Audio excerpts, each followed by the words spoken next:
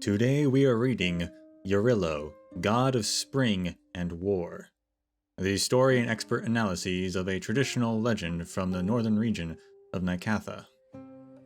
Mythological Tales. Jarilo, God of Spring and War.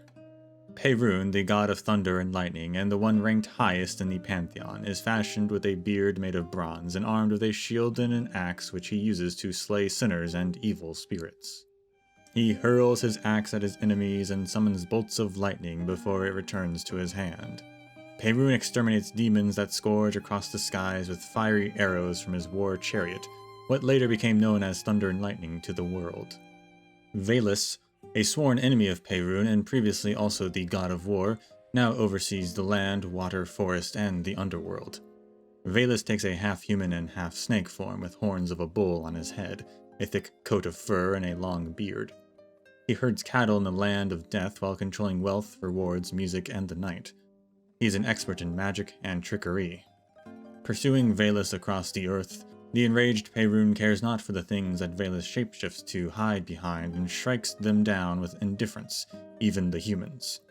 The mischievous Velis climbs from the damp underground to steal Perun's cattle, wife, and children. On the last night of February, Perun's 10th son Jarilo was born. It is also that night that he was stolen and brought to the land of death where Velis raised him. The land of death is a lush prairie of eternal spring across the sea where Jarilo helps his foster father guard the cattle. Birds migrate to that land every winter. Jarilo didn't like to spend his life underground. He is the god of youth and life with the powers of reproduction and plant growth.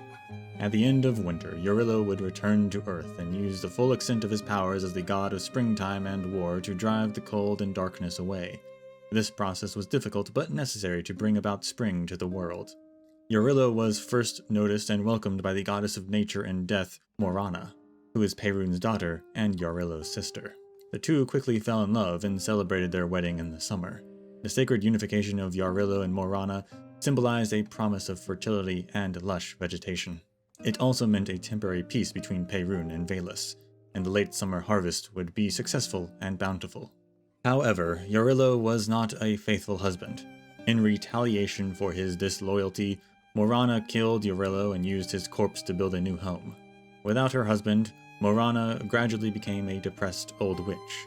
The frightening and dangerous goddess of death would bring about a cold and bitter winter. Morana would die at the year's end, being reborn as Vesna. At the same time, Jarilo would also be reborn and the myth would start all over again. The endless cycle of life and death continued for a long time. The unfaithful Jarilo getting killed after the autumn harvest, and the lonely Morana dying at the end of the year. The two gods were reborn and fell in love again, ensuring the bountiful harvest every year. It wasn't until one year when Morana killed Jarilo as usual, but the house she built was weak and collapsed. With no shelter in the frigid winter, Morana's anger could not be contained any longer. And she no longer accepted her fate of reconciling with Jarilo every year. As the goddess of nature and death, she placed a cruel curse on herself. The next time she died, she would no longer be reborn as Vesna, the goddess of youth and springtime. The curse worked. This time, while Morana did become a dangerous witch in her solitude, she didn't die at the end of the year. The cold and darkness raged on, far greater than ever before. It even continued to span across the following year. When Jarilo was reborn into this desolate place, Morana finally died, never to be reborn. Faced with a ruthless winter, Jarilo realized that he had made a mistake. Spring would not come this year, and Jarilo could not face the cold nights alone. In his desperation, Jarilo decided to look for his father, Perun, chief of the gods, to seek repentance and forgiveness. Having heard the story of the two, Perun sympathized with Morana, but could not accept her curse. Without spring, the world would slowly die in the cold winter nights. The wise Perun pointed out Jarilo's sin of arrogance and prophesied, should Jarilo once again be able to offer his eternal love and loyalty to Morana, only then will her anger be quelled. The proud Jarilo fell into a deep depression, and the cold storm continued to rage on even till the autumn harvest. At the end of the story, the remorseful Jarilo offers to sacrifice his reincarnation, swearing everlasting and deep loyalty to his deceased lover. Perun's prophecy came true. Jarilo's remorse and longing turned into a warm and forgiving spring that covered the land and protected the people, enabling them to live happily and peacefully on in the snow-torn world. Explanation: Eurylo, god of spring and war analysis. Folklore expert, Chico.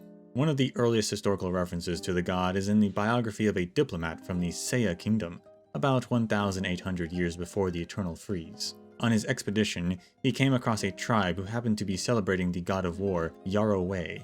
Experts from before the Eternal Freeze believed Yarroway to be the precursor of Eurylo. Around 1,200 years ago, in the northern region of Nycatha, a festival known as Eurylo was celebrated in late spring or early summer.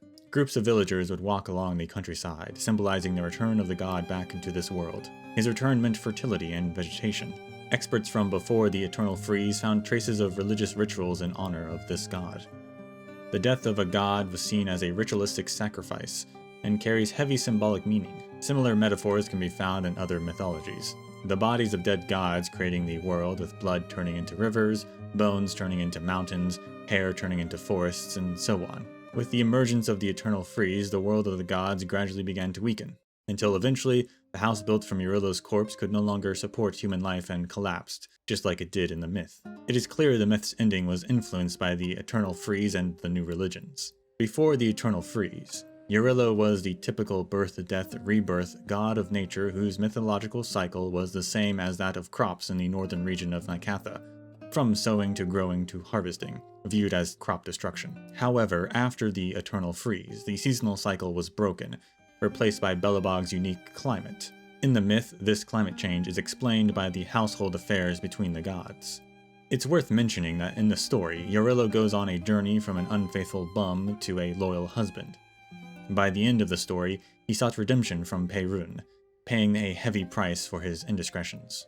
The changes in Eurylo here were thought to be related to the changing lunar phases, a projection of human understanding of natural phenomena. This understanding continued to hold after the Eternal Freeze emerged and people could no longer observe the moon's phase changes. There was a lack of understanding of such astronomical phenomena, so people were more inclined to draw a moral conclusion to the story. This god's endless cycle of birth, death, rebirth was the price to pay for his love.